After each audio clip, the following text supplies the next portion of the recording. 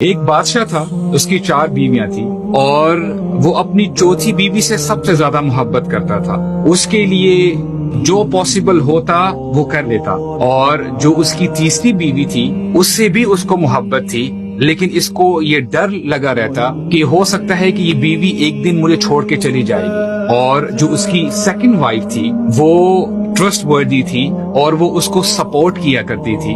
اور جو اس کی پہلی بیوی تھی he did not care about his first wife اور صرف ایک میرج کانٹریکٹ کی حد تک ان کا ریلیشن تھا. وقت گزرتا رہتا ہے اور بادشاہ جب بڑھاپے کو پہنچتا ہے تو اپنی 4th وائف کو بلاتا ہے، کہتا ہے کہ میں اب بوڑھا ہو چکا ہوں اور میں نے تمہارے لیے سب کچھ کیا، تو تم میرے ساتھ اب قبر میں چلو، مجھے تمہاری ضرورت ہے.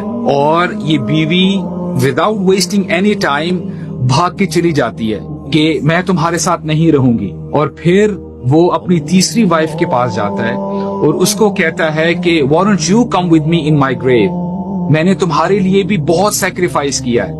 اب یہ اس کی 3rd وائف کہتی ہے جب تم چلے جاؤ گے اس دنیا کو چھوڑ کے تو میں کسی اور سے شادی کر لوں گی. اور پھر جب وہ اپنی 2nd وائف کو ریکویسٹ کرتا ہے کہ why don't you come with me in my grave، تم تو بڑی سپورٹیو تھی، تم تو میرا خیال رکھا کرتی تھی، تو اس کی وہ بیوی کہتی ہے کہ میں میکسیمم تمہیں گریو یارڈ قبرستان تک چھوڑ کے آ سکتی ہوں، اس سے زیادہ میں تمہارے لیے کچھ بھی نہیں کر سکتی. ابھی یہ بات کر ہی رہا ہوتا ہے، پیچھے سے آواز آتی ہے اس کی 1st وائف کی اور وہ بہت کمزور ہو چکی ہوتی ہے کیونکہ اس نے اس کا خیال ہی نہیں رکھا ہوتا. وہ کہتی ہے کہ I'll go with you in your grave، میں تمہارے ساتھ جاؤں گی.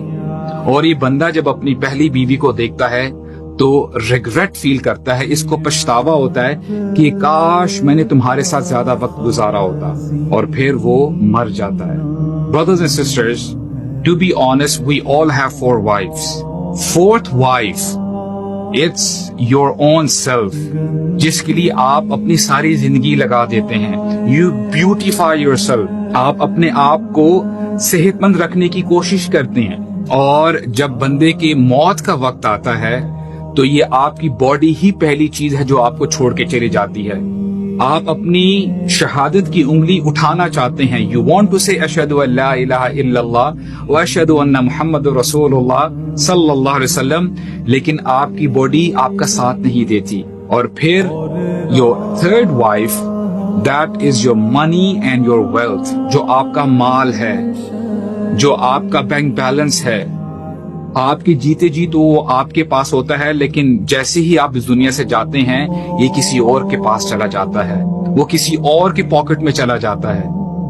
And your 2nd wife is your family and your friends, یہ آپ کا بڑا خیال رکھتے ہیں، لیکن میکسیمم یہ کرتے کیا ہیں کہ آپ کو شولڈرز پہ اٹھا کے قبرستان تک چھوڑ کے آتے ہیں اور وہ واپس لوٹ آتے ہیں.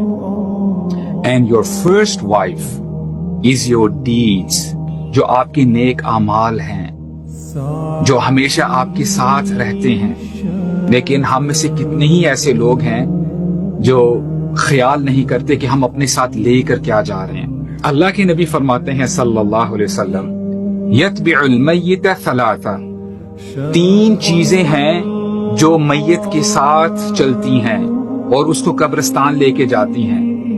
اور ان 3 میں سے 2 تو واپس آ جاتی ہیں اور ایک وہاں پر ہی رہتی ہے اس ڈیڈ باڈی کے ساتھ. اس کا مال اور اس کے رشتہ دار اس کو وہاں پر چھوڑ کے واپس آ جاتے ہیں.